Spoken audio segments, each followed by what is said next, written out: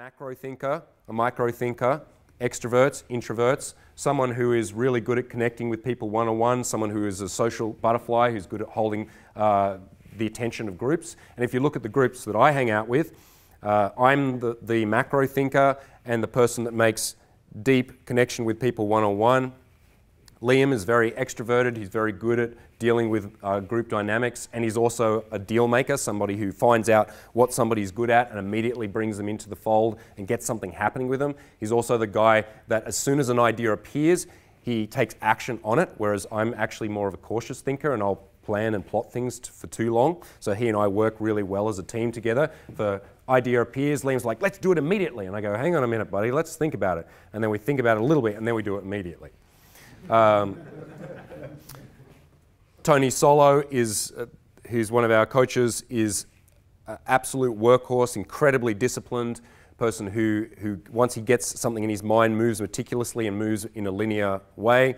Then we bring in outside plugins such as Gareth Jones, who you guys would have all seen a couple of days ago, who is an amazing people person, very, very social, very good at like keeping a party going, great social butterfly, and so on. So and in amongst that group, it means that we have access to all different types of people, all different ways of thinking. And of course, it has the advantage that when a woman comes into that group, it's really fun. It's really a dynamic place to be. Because if you want to just be one of those lone wolf seducers, and I have met guys like that who really just, you know, they're American psycho seducers where they just go out meticulously, do their game, bring the girl back to the cave, have sex with her, and then do their push-ups and look at themselves in the mirror. I mean, it can work, and if you're looking at the two ways of getting girls into your life, which most men work on, one of them is to try and build a social circle that's like some kind of Venus flytrap which attracts women into it. And that was the old way of doing things, where you would try and become part of a social scene, join a band. That's why I started music, was to try and get girls, because okay, there would be girls in the vicinity. And I've worked with clients who've owned nightclubs, owned modeling agencies, owned hairdressing salons and places where there's lots of girls. And it has the effect of bringing people into the social orbit, but it doesn't actually close the deal. It's not enough in and of itself. And then on the other side, you have the guys that only do cold approach, and it's just about them and the girl each time. If you want to learn to be the most effective seducer possible, then what you want to do is both those things. You must be able to see a girl that you like somewhere on the bus, in the park, wherever, go over there and make an impact. Otherwise, you are limited to a very scarce pool of choices. But at the same time, if you can do that and then bring a girl into a social circle, which is fun and interesting and dynamic, and where the men respect each other, and when you walk in with the girl that everyone has your back, then that makes your job so much easier. Because of course, at the end of the day, the girl is going to be interested in you. That's what, you know, if she's going to have sex with you or start a relationship, it's because of you. But it certainly doesn't hurt having a group where she comes into it and it's interesting, where there's people who are holding more of the social atmosphere together. And that's, I know for me, I'm not very good at that. In big groups, that's not I mean, I can stand up in front of a big group and talk, but holding together big social groups is not my forte. But having someone like Liam or Gareth around means that element is done for me. So I can bring the girl in, and then the social circle act as this seduction washing machine, and out the other end comes a relationship.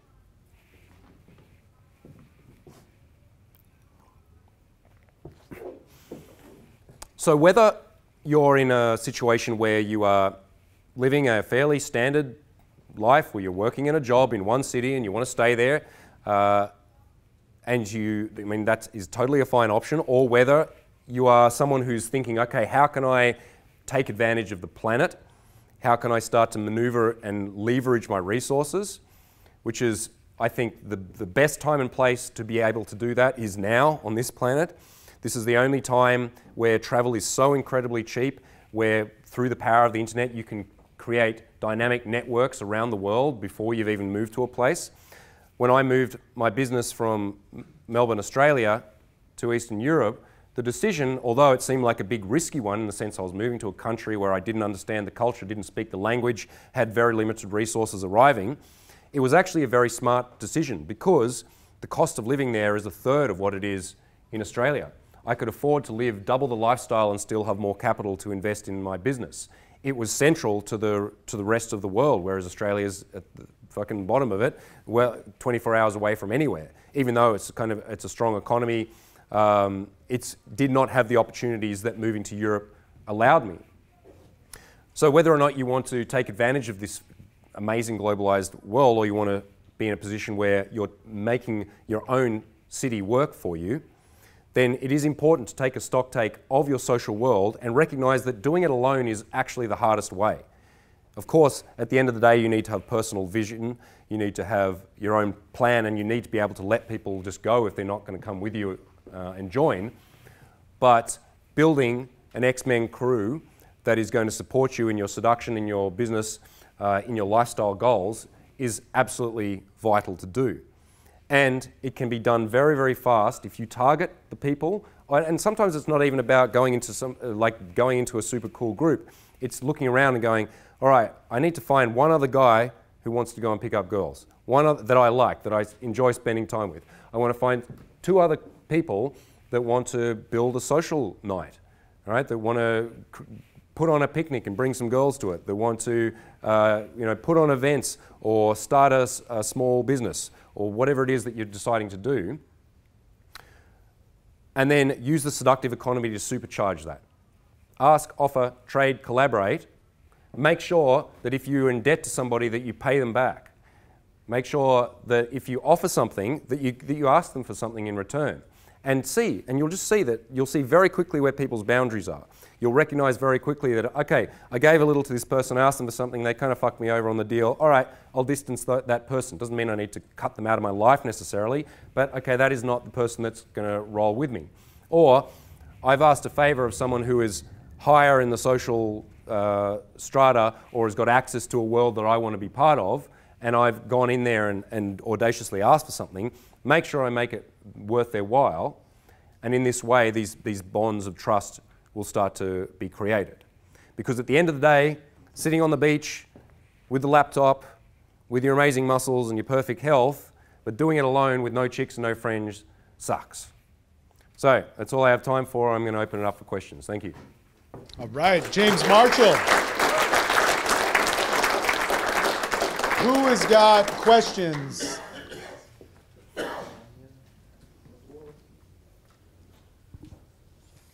I know earlier in your speech, great speech by the way, you were talking about men who make good wingmen and men who basically just suck. Where do you find in the 20s age bracket men that don't suck to be friends with? Sure. One thing is you don't only have to be friends with people your own age. The groups of people that I hang out with are from a vast range of ages, and I think that's really important, especially as you get older. It's good to hang around people who are younger. It keeps your mind young.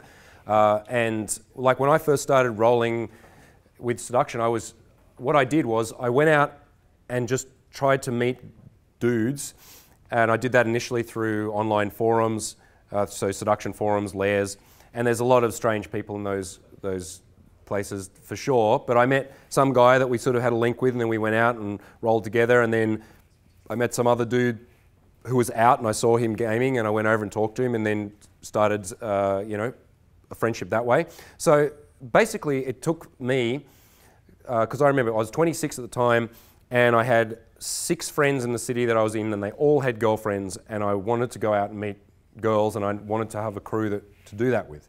And so initially that requires just going out and saying yes to everything, and just putting yourself into strange social situations and recognizing that the first group or the first guys that you come along will not necessarily be the ones that you roll with forever.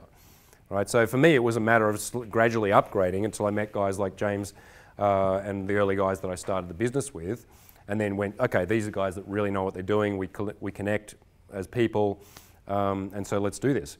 And it's also that you don't need to initially wing with people who are excellent at seduction. They need to be really into trying to get good at this and be somebody that you trust and get on with. Right? It's not that you need to be around an absolute killer seducer, because the guys that I originally started with, we were just all figuring it out, and then sometimes someone was better than the other person, but it was more that, okay, we had each other's back, and we were also willing to help coach each other and figure out what's going on and wing each other properly, and then people rise together.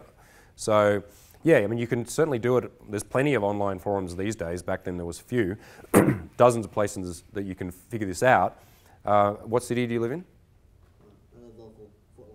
Okay, cool. All right, so yeah, and that is another important thing that you recognize. If you want to get good at seduction, you can't be in a city where there's 50,000 people, right? We get guys sometimes who work out on oil rigs and writing us to, how do I get good at seduction? I said, well, firstly, you're going to need some women around. that'll be useful. Or in like hyper-conservative cultures, sometimes guys write to me from Pakistan or Saudi Arabia and they're like, how do I do day game? I'm like, don't do day game. Do not. I don't want to be responsible for what happens. Yeah, so I mean, the environment absolutely matters. That there are some places where there's a banging social scene, when there's great nightlife, where there's really, like LA, for example, I find to be a really difficult place for seduction because no one walks anywhere. Everyone's driving. And so there's no foot traffic for day game, whereas New York is exceptionally good because everyone's walking everywhere. So yeah, location matters. And yeah, as I said, it's a matter of testing it out like you would in order to find a girlfriend. You need to go and hang out with lots of different guys. And a lot of guys are uneducated on how to wing, right? It's not that you're born with that skill. It's definitely a dynamic skill that you have to understand. And I've, back in the past, had to talk to friends about it and go, all right, here's the rules. When I go and talk to a girl, if you come and talk to her as well, no one's going to win here, okay? So it has to be 2-on-2, you know, or you always back your wing. If the girl teases you, then and then your wingman teases you, this is not going to help anyone either, right? Because she's going to think you're both dickheads. So actually having a clear code of what it means to wing whilst in the actual seductions is really important, and that may just involve sitting down and discussing it and figuring it out. Yeah, so yeah, I guess that's my answer. So we have a question from the live stream. Oh. David wants to know, how do you reduce regret? I feel that everything in my life has happened for a reason, but there are many things that come back from my past that are so easy to regret. Yeah, okay. The things that you regret, the things that you most regret typically are not taking risks that you wanted to take and staying in something that is ineffective or negative for long periods of time. So I don't know why I'm talking to you because you're like, I didn't ask the question. You're nodding for that guy. All right, thanks. Oh, okay, I'll talk into the camera for him. It's when you stay in something for years, particularly relationships, jobs, those are the things that people are most likely to chew up years of their life in. And so, like, I made a lot of mistakes. I've failed at many businesses. My first business was, I lived in a tiny one-bedroom apartment with my girlfriend when I was 18, and I bought a huge wooden cupboard from eBay, and then I put a big light inside it, and then I put some plants inside there, and then I grew them, hoping that I would be able to become a mad drug dealer by selling marijuana. And after the 3 months, I harvested the weed and sold it, and it paid for about 48% of the electricity bill of growing the weed. So that was my first big attempt at business. I don't regret that. It's because it's a funny story, and I got to smoke a little bit of my weed before paying for it all. And it started to teach me some of the basics of economics. So if you're going to, the things you regret is looking back on going, fuck, I really did want to be a conceptual dancer in my 20s, and then I got married and had kids, and now I can't do that anymore because I have to look after the fucking kids. It's that, I was in a relationship with that girl 50% longer than I should have been. Right? You are going to get hurt in relationships. You're going to have business ideas collapse and fail. You're going to have friendships where the people betray you at the end. This is inevitable if you are going to put yourself out into risky situations, which is life. The regret is not moving away from something when you know that it's not serving you anymore, or not moving towards something that you really want to try out of fear. All right, that's all the time we have. Let's give it up for James. Thank you.